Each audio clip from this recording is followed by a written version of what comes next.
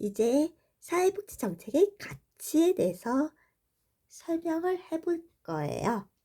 이제 책에 나온 거 읽어보고 정리를 할 거야. 어, 첫 번째 평등, 그 다음에 두 번째 효율이 있고, 세 번째 자유가 있고, 네 번째 사회적 적절성 있고, 마지막으로 사회적 연대가 있어. 이제 설명을 차근차근 해줄게요. 평등에는 수량적 평등이 있고 비례적 평등이 있고 기회 평등이 있어. 수량적 평등을 읽어볼게.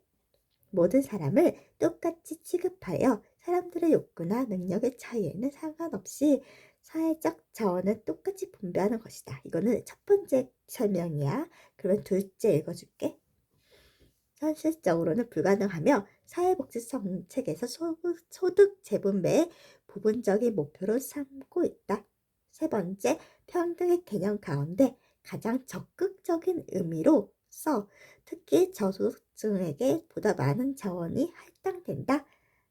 그 다음에 네 번째, 복지국가는 결과의 평등과 함께 사회적 차별의 해소를 포함하는 사회적 평등을 추구한다. 마지막으로 사회복지 정책의 통한 결과 평등 지향은 일부 사회 구성원의 소극적 자유를 침해하려는 결과를 가져올 수 있다. 이거는 수량적 평등에 대한 설명이었어. 이제 비례적 평등에 대한 설명을 해줄게. 첫째, 개인의 욕구, 능력, 기여에 따라 사회적 자원을 상이하게 배분하는 것으로서 공평 또는 형평이라고도 한다. 둘째, 개인의 능력에 모든 것을 맡기는 것이 아닌 개인의 능력에서 부족한 부분을 사회적으로 보충해주는 것으로서 실질적으로 자본주의 사회에서 널리 사용되는 개념이다. 세 번째, 공공보조의 급여액이 노동시장의 최저임금 수준보다 낮아야 한다는 열등처우의 원칙이나 사회보험의 경우 보험료를 많이 낸 사람에게 많은 급여를 한다는 보험 방식의 사회보장 등이 해당한다. 네 번째, 비례적 평등은 자원의 또는 급여 배분에 있어서 명확한 기준을 전제로 한다. 이제 마지막으로 긍정적 차별 또는 적극적 차별의 사회 불이익 집단들에 대한 과거의 부정적 차별을 보상하는 것으로서 공평의 가치를 저해하려는 하는 것을 볼 수 없다. 이 내용은 비례적 평등에 대한 내용이었어. 이제 기회 평등에 대한 내용을 읽어줄게. 첫째, 결과가 평등한가 아닌가의 측면은 무시한 채 결과를 얻을 수 있는 과정상의 기회만을 똑같이 주는 것이다. 둘째, 과정상의 기회만 평등하다면 그로 인한 결과의 불평등은 아무런 상관이 없다는 개념으로 수많은 불평등을 합법화할 수 있다. 그 다음에 마지막, 평등의 개념 가운데 가장 소극적인 의미로서 빈곤 대책의 교육 프로그램, 드림 스타트, 여성 고용 할당 등이 해당한다. 이제는 지금까지는 평등에 대한 설명을 했어. 평등에는 수량적 평등이 있고 비례적 평등이 있고 기회 평등이 있다는 거 꼭 알아두고 이제 효율에 대한 설명을 할 거야. 효율, 이제 첫 번째 수단으로서의 효율을 이제 읽어볼게. 기억, 첫째, 특정한 목표를 달성하는데 가능한 적은 자원을 투입하여 최대한의 효과를 얻는 것을 의미한다. 둘째, 사회복지 정책이 목표로 하는 대상자들에게 자원을 얼마나 집중적으로 할당하였는지, 이거는 대상 효율성에 대한 설명이고, 그 다음에 정책을 운영하는데 비용을 얼마나 유효적절하게 투입하였는지, 이거는 운영 효율성 등을 고려하는 대한 설명이야. 그 다음에 마지막, 공공부조는 대상 효율성은 높지만 운영 효율성은 낮다. 이제 두 번째, 효율에 대한 두 번째 설명 들어갈 거야. 파레토 효율이 있어. 파레토 효율이 뭐냐면, 첫째, 사회 전체의 효용을 높일 수 있도록 사회적 자원을 배분하는 것이다. 두 번째, 경제학에서는 정부의 개입이 없는 완전 경쟁 시장에서만 가능한 것으로 보고 있는 그 이유는 정부의 개입이 필연적으로 어떤 사람의 효용을 감소시킬 것이기 때문이다. 이제 이어서 읽어줄게. 요컨대 사회복지 정책은 사회적 자원의 재분배를 통해 평등의 가치를 구현하는 것을 목표로 한다. 그런데 그와 같은 과정은 특정한 사람들의 효용을 높이기 위해 다른 사람들 효용을 줄여야 하므로 파레토 효율의 정의상 소득 재분배는 매우 비효율적이다. 이제 마지막.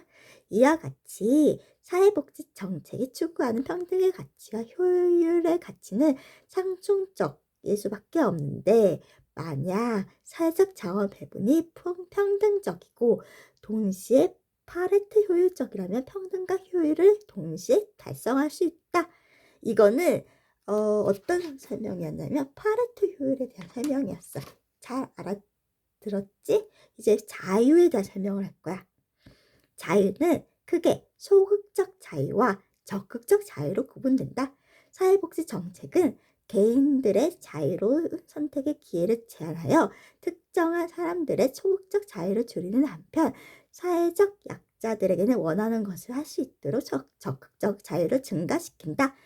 그래서 이어서 읽어보자면 소극적 자유는 타인의 간섭이나 구속 혹은 의지로부터의 자유를 의미한다. 그리고 개인의 행동에 대한 외적 감제가 없는 상태로 자유지상주의 관점에서 옹호하는 자유이다. 그 다음 세 번째, 복지에 대한 국가의 개입에 부정적인 입장을 보인다. 이거는 소극적 자유에 대한 설명이야. 그러면 적극적 자유의 설명을 한번 읽어볼게. 자신이 원하는 것을 할 수 있는 자유를 의미한다. 두 번째, 적극적 자유의 관점에서 자유의 침해는 개인에게 필요한 자원이나 기회를 박탈당할 것을 의미한다. 세 번째, 복지에 대한 국가의 개입에 긍정적 입장을 보인다. 이거는 지금 자유에 대한 설명이었어. 그러면 이제 네 번째, 사회적 적절성에 대한 설명을 읽어줄게. 첫째, 인간다운 생활을 할 수 있도록 적절한 수준의 급여를 제공하는 것을 의미하는 것으로서 특히 사회복지급여가 개인의 신체적, 정신적 안녕을 위해 적절한 수준 인가를 관한 것이다. 두 번째, 개인의 기여에 따라 급여를 지급하는 방식인 개인적 형평성과 상충된다. 세 번째, 욕구의 객관성을 더욱 중시하며 자산조사 등의 객관적인 방법이 동원된다. 네 번째, 사회적 적절성에 기초하여 자원을 배분하는 데에는 국가가 효율적이다. 국가 정책에 의한 조세 징수 및 급여 배분은 소득 재분배에 대한 정치적 저항이 상대적으로 작기 때문이다. 다섯 번째, 사회적 적절성에 대한 기준은 시간과 환경에 따라 변한다. 이는 급여를 받는 사람의 삶의 질에 대한 관심이 시대적 배경에 따라 달라지기 때문이다. 여섯 번째, 국민 기초생활보장제도의 최저보장 수준이나 최저임금 등이 사회적 적절성에 근거한다. 이제 마지막이야. 마지막 사회적 연대에 대해 설명해 줄게. 사회적 연대는 자립 능력을 상실하거나 혹은 상실할 가능성이 있는 사회 구성원을 공동으로 보호하는 사회적 협력 행위이다. 두 번째, 사회 문제에 대한 집단적 대처 수단으로서 상부상조의 정신을 바탕으로 하며 사회 문제 해결 과정에서 조직 구성원 간의 이타적 정신을 강조한다. 마지막으로 사회적 연대 원칙은 확산된 사회적 위험을 모두 사회 구성원에게 분산시키고 그 비용을 공동으로 부담하도록 하는 제도를 형성한다. 지금까지 사회복지 정책 가치를 이렇게 평등, 그 다음에 효율, 그 다음 자유, 그 다음 사회적 적절성, 사회적 연대에 대한 설명을 읽어보았습니다. 강의 잘 마치겠습니다. 다음에 만나요. 빠이빠이.